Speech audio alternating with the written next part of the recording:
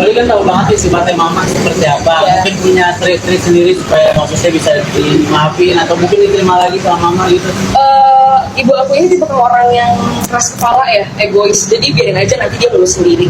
Oh gitu. Gue bilang sama Loli, gue di sini posesifnya bukan sama laki, bukan. Gue posesif buat ngejaga lu. Jadi hari ini saudara LM, ya saudari kita LM ada di atas lagi dimintain keterangan. Ditemani oleh siapa aja, Bu? Ditemani oleh adik dari NM. Dari jam berapa, Bu, datangnya? Dari jam 16.00. Laura Meizani alias Loli menjalani pemeriksaan yang cukup panjang di Polres Metro Jakarta Selatan. Terhitung sejak pukul 4 sore hingga sekira pukul 10 malam.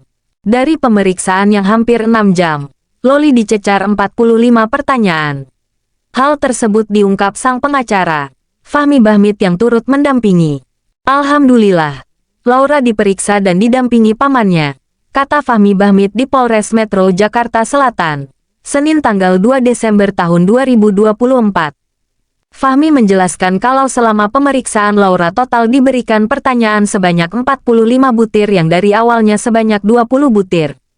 Jadi informasi pada saat tadi saya di atas ada tambahan pertanyaan dari awalnya itu sebagaimana yang dikatakan oleh Humas sekitar 20 tapi setelah itu akhirnya ada 45 pertanyaan, tutur Fahmi Bahmit.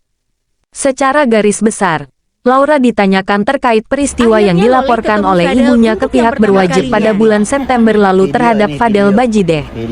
Ini Pagi Bang, sehat? pagi Bang, gimana? Hari ini gimana Bang? Tadi datang nggak sih, Tadi dia datang nggak Bang? Bang, udah dulu Bang, bentar Bang.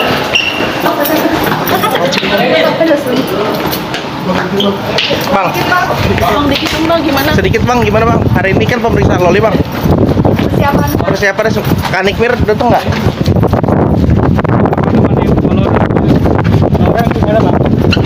Kan mendampingi juga bagaimana Bang? Lauranya Bang. Ada lo jatuh lo nanti.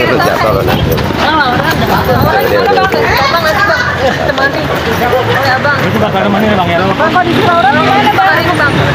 Udah. Bang Edwin. Kakak-kakak Laura datang nggak sih Bang Edwin? Datang nggak Lauranya Bang? Di atas ya? Tadi gimana Bang? Ya bro, nanti lu jatuh bro. Udah, tapi udah pemeriksaan belum Bang? Gue takut lu jatuh. Udah pemeriksaan belum sih Bang? Belum. Oh, belum pemeriksaan, tapi Abang Laura udah datang belum pakai ini? belum datang ya Bang?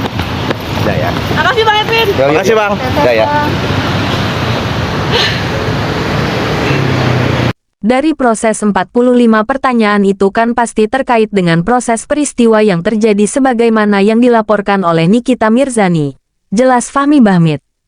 Fahmi menuturkan kalau pihak Nikita Mirzani berharap kalau setelah diperiksanya Laura Meizani maka akan segera ada kepastian hukum atas kasus ini. Yang saya harapkan dengan adanya proses hari ini maka semakin cepat prosesnya supaya ada hal yang menjadi kepastian hukum dalam proses yang bergulir sejak dilaporkan pada bulan September tahun 2024 seingat saya seperti itu, tandasnya. Apa kabar dengan Nini, kamu udah baikan? Udah baikan. Udah baikan, everything is alright. Tapi kaliannya aja, netizen, yang suka manas-manasin. Please deh, nggak usah manas-manasin begitu. Bisa nggak diem aja, adem ayem kayak air. Nggak usah jadi api terus, nggak capek. Selalu didampingin orang-orang yang baik. Of course. Kalau kita positive vibes, pasti orang-orang yang datang ke kita itu juga positif. Nggak mungkin negatif.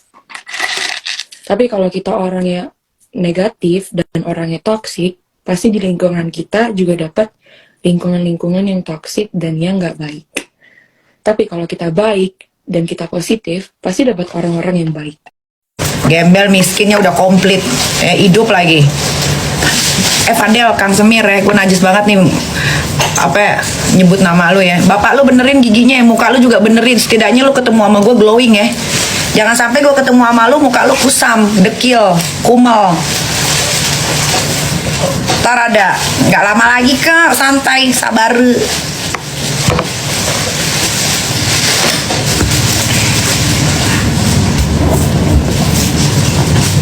Pakai segala bilang, gampang buat ngidupin Loli. Pret. Lu sama sepatunya dia aja tuh yang ada di rumah tuh, teteh ketawa tuh, lihat. Lu beliin dia apa untuk hidupnya, buat keluarga lu aja nggak bisa lu biayain. Tuh bangun rumah bentar lagi gua robohin. Ternyata ada aliran dana 469 juta. Uangnya Loli, uangnya Laura.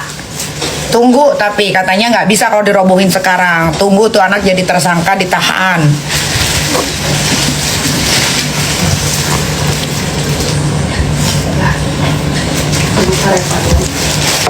Tanya Reva di mana?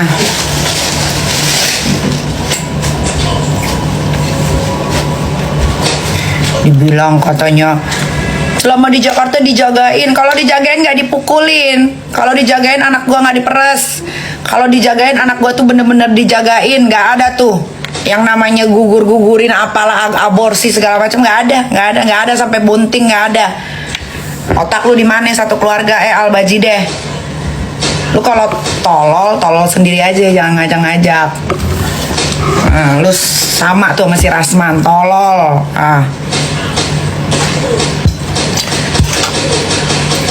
Enaknya ngatain orang ya, enak ya. Emang begitu, kalau ngatain orang tuh harus pas, nggak boleh kita melenceng. Kalau dia tolol, kita katain dia tolol. Jadi kalau misalnya kita dikatain, kita dilaporin, kamu ngelaporin dia tolol, nanti dia harus itu tuh ke psikolog, harus ada uji tes tuh, bener nggak dia pintar atau bener nggak dia tolol, itu. Gue udah hatam sama hukum, ya, udah hatam. Nih kayak si Waria Isazega, kan dia banyak yang laporin. Kalau nggak salah udah 8 orang yang ngelaporin, ya kan? Nah nanti kalau dia nggak ngaku kalau dia ada dulunya laki-laki, nanti dia harus ke dokter tuh, dicek rahimnya, dicek puki rakitannya, bener nggak dia dulunya laki-laki. Nah itu banyak tesnya.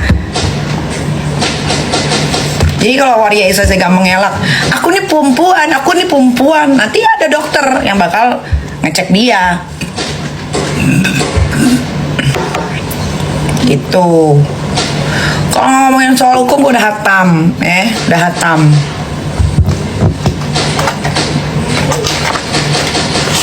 Gak punya TV atau apa sih?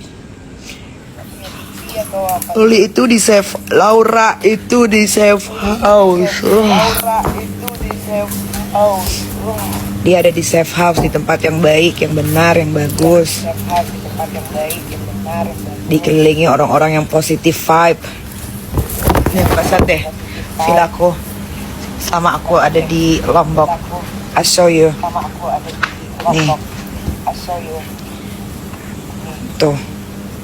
Tuh Julia. Ya nih maknya Julia aman ya maknya ya. Tuh. Jadi kalau Rasman nggak bisa tidur di villa ini karena nggak punya duit dia. Rasman miskin soalnya gembel.